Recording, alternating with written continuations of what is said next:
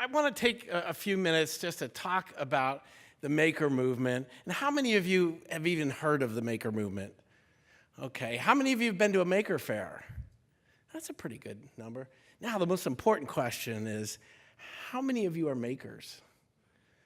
Good, good. Now, those of you who didn't raise your hand, if you'll see me outside afterwards, we'll have a talk. I believe all of us are makers. And I think I've discovered that. I mean, I don't know that I can document it in any way, except that there are far more makers in the world than any of us could have believed when I began using that term about 12 years ago. We all do things, and sometimes we do it in private and don't talk about it, and we don't realize that other people do it in private and don't talk about it. And we don't share those things, and we don't even value those things. And sometimes our culture, our society doesn't value those things. And that's what I'm trying to change. And I think if I can leave you with one thought today, it's that I think there's a great partnership possible between the maker movement and community colleges, so that community colleges can be the local hubs of the maker movement. Local maker communities that encourage everybody to come in and do this. And I think I know from my point of view, the maker movement needs it. And I hope from your point of view that you realize that this is something that could be of tremendous benefit to students today and in the future. Now let me tell you a little bit about making and other things. I think the essence of being a maker is to take an idea and to begin to develop an idea that came from you, or you even saw it somewhere else and you borrowed it from someone else. I really don't care where it comes from, but an idea that you begin to develop.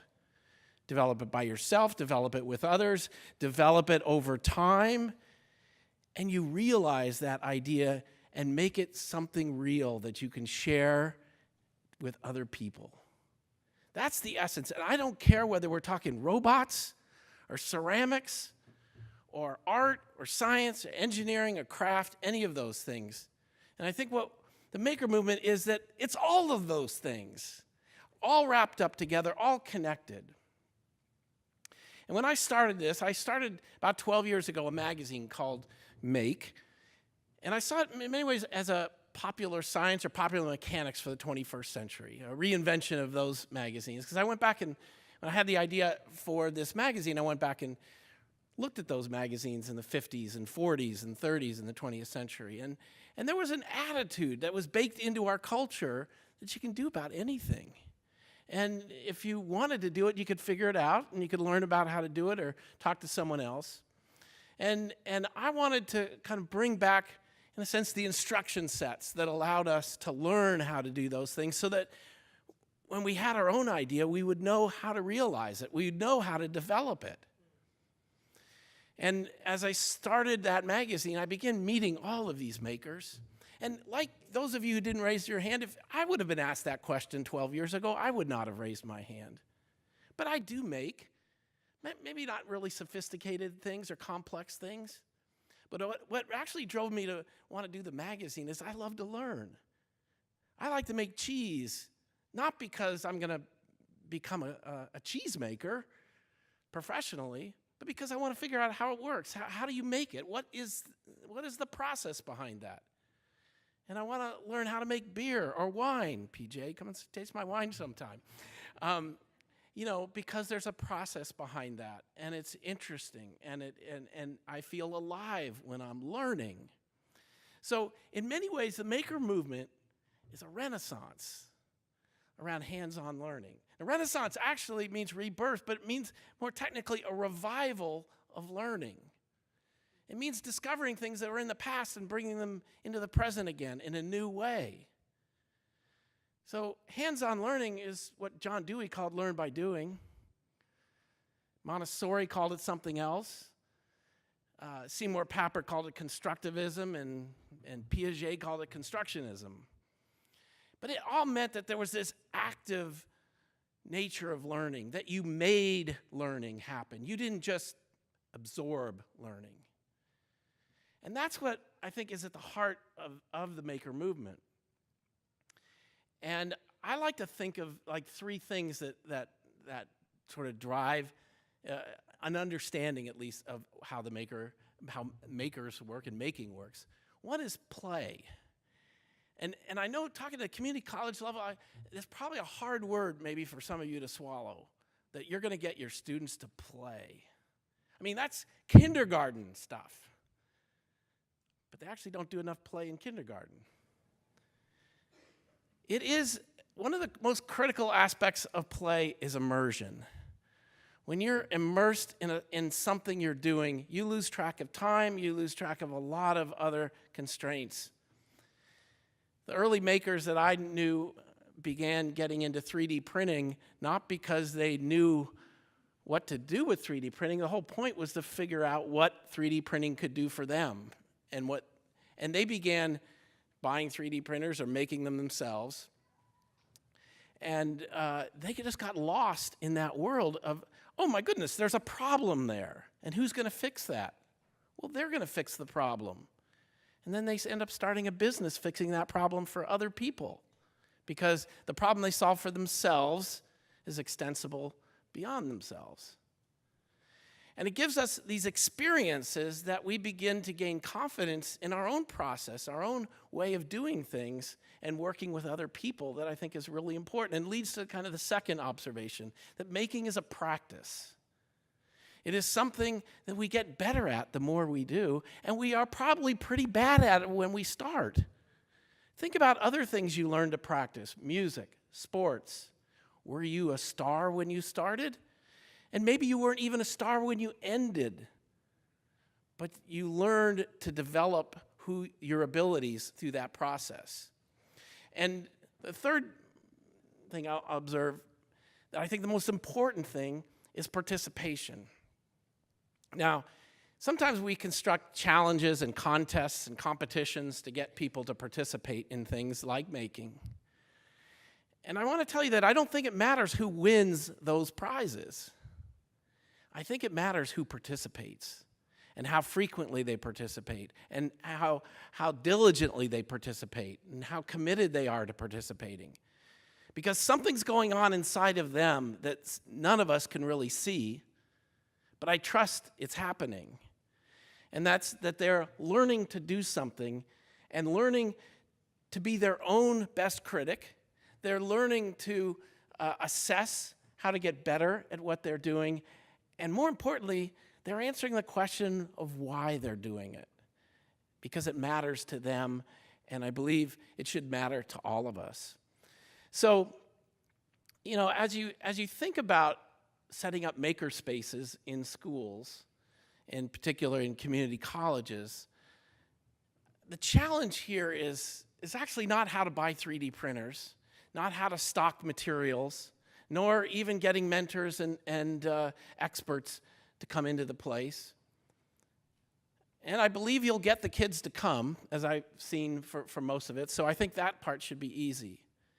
What I think is really challenging is to create a community, is to create a culture of creativity and support that allows those kids the freedom to develop, to come up with ideas, develop those ideas, and share them with each other.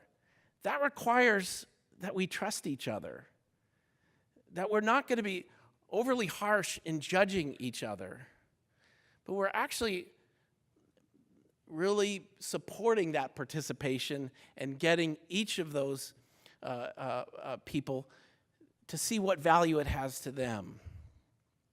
So making has lots to do with technology, but it's really the people here. And why I think it's important, why I think the maker movement is important, is not because of 3D printing and not because of Arduinos and microcontrollers and drones and all the things you might read about, but it's the people who are developing themselves to work together to create our future. The line that I've kind of used with Maker Faire is that I want everybody to see themselves as producers, not just consumers. And that's how we get to the future, because we make it. We see a problem that needs to be solved. We see an opportunity to build something that doesn't exist, and we take the tiny steps to do that. Are we likely to fail? Yes. But that's all right. That's all right. We try again with maybe a better idea or something we've learned along the way. One of the things that I've heard mostly about, I've heard maker spaces in universities that they've created. One in Dallas at SMU. The design engineering department created a maker space, and they said our primary reason was to give students a place where they could be encouraged to fail. When we give them a project in class, they are so interested in succeeding that they never take any risks and they never learn to fail. And so, and it isn't just failure per se, but it's actually trying to stretch yourself, to do something you don't think you can do. When I have Maker Faire, in San Mateo here, it's the one that's closest to Sacramento, but on a Sunday morning, we open at 10. About 10 minutes after 10, I have 100 people in line waiting to learn to solder. Now, who would have ever expected that people get up on a Sunday morning, figure out parking and pay $25 and stand in line to learn to solder? I think it's because most people were never told they could solder or never even allowed to do it. And I think one of the problems in school a lot is we judge people as to whether they can do these things rather than allowing them to do it and discover for themselves what they can and can't do. And I think behind the whole maker movement is this sort of DIY notion of learning, which is like, if you're willing to learn, you can do it. And think about how that frees us all about our own abilities. And there are more ways to learn. I don't need necessarily a class anymore. I can find a YouTube. I can find other people who can help me. I can make those connections, and I can do these things. But what I think we need, in particular the community college level, the thing that's hardest to find is that really supportive, open, creative environment that gives a little bit of a pat on the back to someone with an idea and says, you're making progress. And I can learn from you and you can learn from me. So, I don't know that we can, any of us have figured out any of these things, how to get everybody involved here. But I believe the maker movement has the potential to broaden participation in innovation. And we do that by making it a common practice to do it. It's not about creating the next Facebook. It's about making your own life better, making your community better, making the world better. So I thank you. I just come out with a book, Free to Make. It'll give you some more background on all of this should you be interested. There's a lot of really great ideas. There's a lot of history in this. It's a movement. It's sort of contemporary. We've done a White House Maker Faire, all these things. But, all of our cultures are based on making. I've done Maker Fairs in Italy, one of our biggest ones in Rome, and it's actually this weekend. And when I first went there and gave a talk, a man came up and he says, "We don't have the word maker in Italian, but we're makers." And he just, I think he saw in this notion a definition of not only the individual, but also their culture and a validation that they are designers, creators, and makers, and shapers, and builders of things. And I think that's something that belongs in our culture. And to some degree, I believe that the community colleges can be a great way to spread this idea, but more importantly, follow it up with a daily practice of doing it and creating a community that's thriving by sharing and recognizing what this work does. I will say we've had maker fairs at community colleges, at four-year colleges, Georgia Tech, University District Columbia. Next year in Miami, it'll be at Miami-Dade College. But it's an open idea that would be a great way to showcase the work that students do, the projects that they've created, not just in the makerspace, but anywhere in the community. And I think it will bring the public in to connect to them, and who knows what kind of opportunities you'll discover. So I'm really excited to think that many of you can go back and actually think a lot about how you leverage your community college to be hubs for the maker movement. And thank you very much for having me today.